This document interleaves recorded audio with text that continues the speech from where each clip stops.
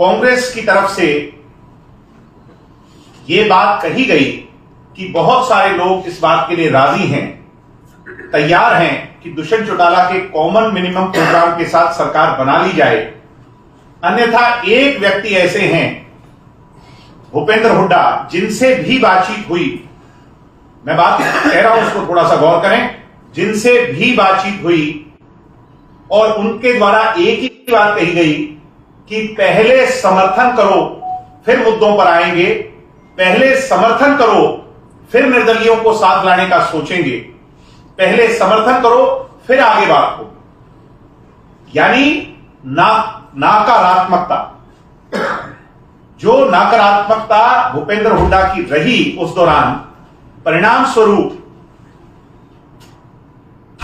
इसी बात का, क्योंकि ये एक एंड पे चल रही थी, दूसरे एंड पर भारतीय जनता पार्टी, दुष्यंत जी ने तो खुला ऑफर रखा था दोनों के सामने कि मुझे कोई लोभ लालच नहीं, मुझे हरियाणा के हित सर्वोपरि हैं।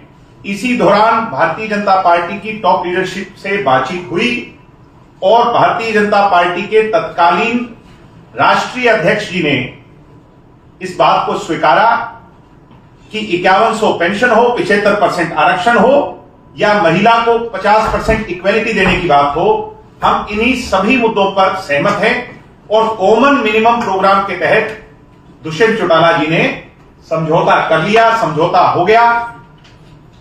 यानी भूपेंद्र हुड्डा जी पहले तो यहीं एक्सपोज हो जाते हैं। और सेल्फ कॉन्ट्राडिक्शन देखिए, गोहाना के अंदर दीपेंद्र हुड्डा ये कहते हैं कि हमारी बातचीत हुई मगर दुष्यंत चौटाला जी की गाड़ी जींद जुलाना के रास्ते होते, रोहतक से बहादुरगढ़ होते अमित शाह जी की कोठी पर चली गई। झूठ बोल रहे हैं, दुष्यंत जी तो एक दिन पहले दिल्ली आ गए और ये मीटिंग तो 4 बजे अगले दिन हुई।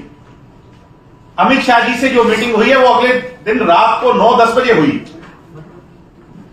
वहीं उनके पिताजी चौधरी भूपेंद्र हुड्डा जी ये कहते हैं कि हमारी तो कोई बातचीत ही नहीं हुई।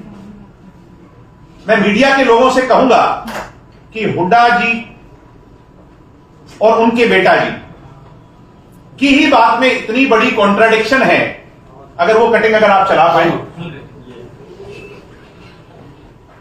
ये आप इस पे गौर करें तो प्लीज थोड़ा सा पीछे नॉइज अगर कम हो जाए।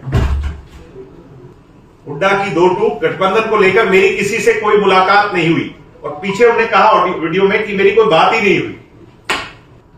अब ये कैसे संभव है? बेटा जी कहते हैं कि दुष्यंत की सभी शर्तें को मानने को तैयार हो गए थे पूर्व सीएम हुड्डा। भूपेंद्र हुड्डा पूरी तरह और उनके लाडले बेटे दीपेंद्र हुड्डा जी इसी बात में एक्सपोज हो चुके हैं कि पिताजी कुछ कहते हैं और बेटा जी कुछ कहते हैं।